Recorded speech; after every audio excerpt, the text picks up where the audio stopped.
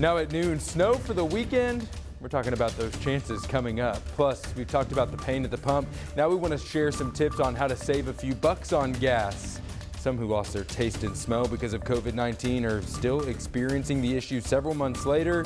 Now a group of doctors are looking for a way to fix that. Left brain or right brain? Which one are you? Turns out you may be neither. We're verifying coming up at 12:11. Thanks so much for joining us. I'm Michael Aaron with meteorologist Nathan Scott over in the Weather Center. Yes, say it ain't snow, Nathan. We don't want it.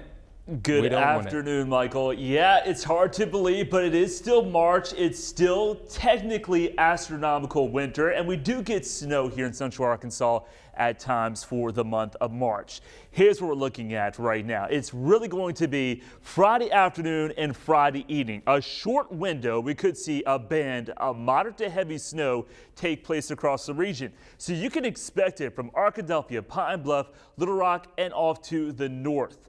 Down to the south, El Dorado, Lake Village, even Hampton, it is possible you might see a little bit of wintry weather. The greatest accumulation, that's going to be taking place, no surprise, in the higher elevations of the Ozarks and North Arkansas. So here's what you can expect throughout the day on Friday. Really, Friday morning is where the snow is going to be located in northwest Arkansas and North Arkansas. But that band of snow, as temperatures fall throughout the day, will make its way from the west, northwest down to the south and southeast. So rain will change over to snow likely. I'm not expecting any problems on the roads until maybe probably later Friday evening and into Friday night, if that.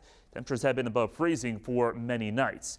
Out there right now, there's no weather concerns. Temperatures upper 40s to lower 50s. It's going to be a pleasant afternoon. Get outside and enjoy. We'll see the highs warm up into the mid to upper 50s. I'll have that accumulation map that everybody's waiting for coming up later. All right, Nathan, new at noon, Little Rock police have identified the victim in yesterday's homicide. 23-year-old Benito Guzman Martinez was found dead on Overby Circle early Tuesday morning. Investigators took Vicente Nicholas into custody yesterday afternoon. He's charged with first-degree murder.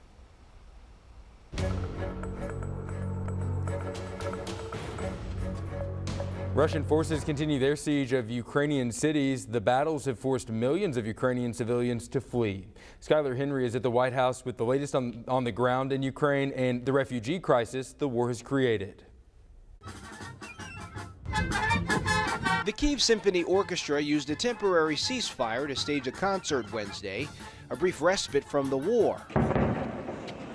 Outside of Kyiv, in the suburban city of Irpin, others used the break as a chance to escape the front lines. Humanitarian corridors in Irpin, Chernihiv, Sumy, Kharkiv, and Mariupol are allowing civilians to flee. The Kremlin has changed their plan to a war of attrition, which means they're going to smash every town and city to create this terrible refugee flow, the weaponization of refugees, if you will, to put pressure on the Zelensky government and also on other European governments. More than 2 million people have escaped Ukraine, with about 1.5 million now refugees taking shelter in nearby Poland.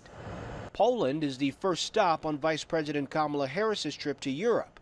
In addition to discussing the refugee crisis, the Vice President will also talk about Poland's offer to supply Ukraine with Soviet-era fighter jets.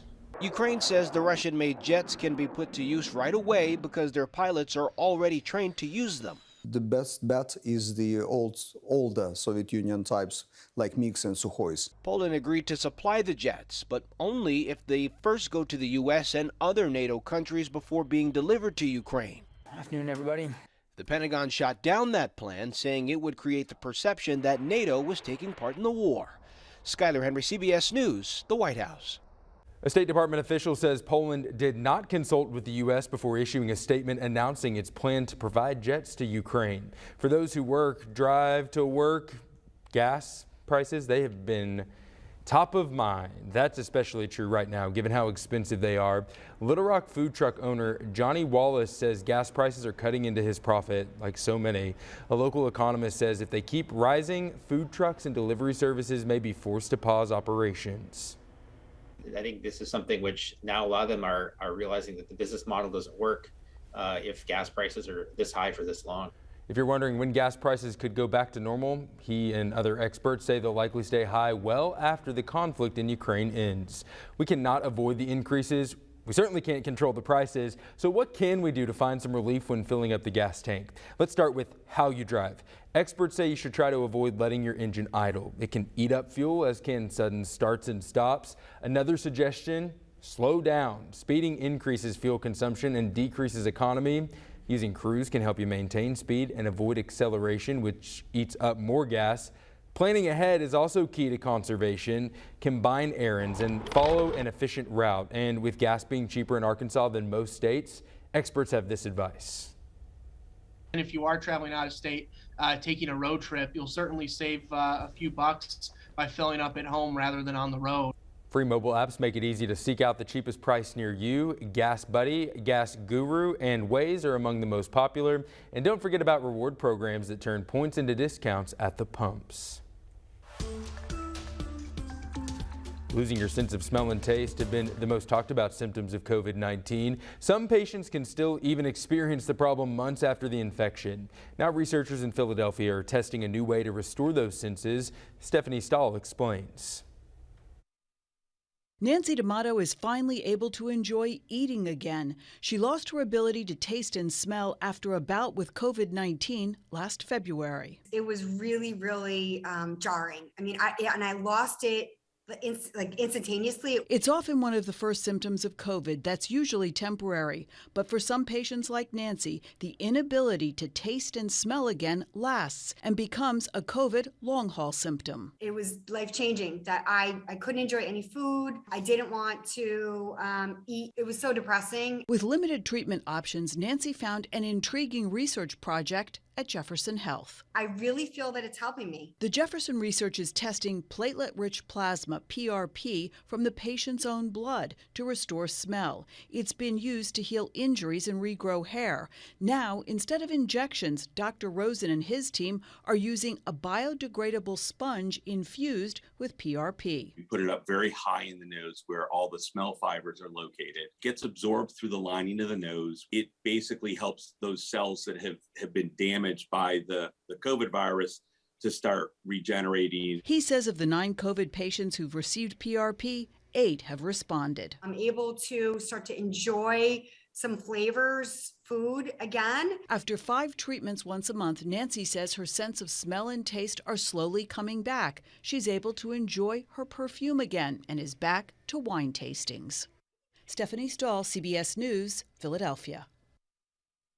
Rosen says PRP therapy has helped other patients who have trouble with taste and smell. He hopes to get a grant to expand the research on COVID-19 patients.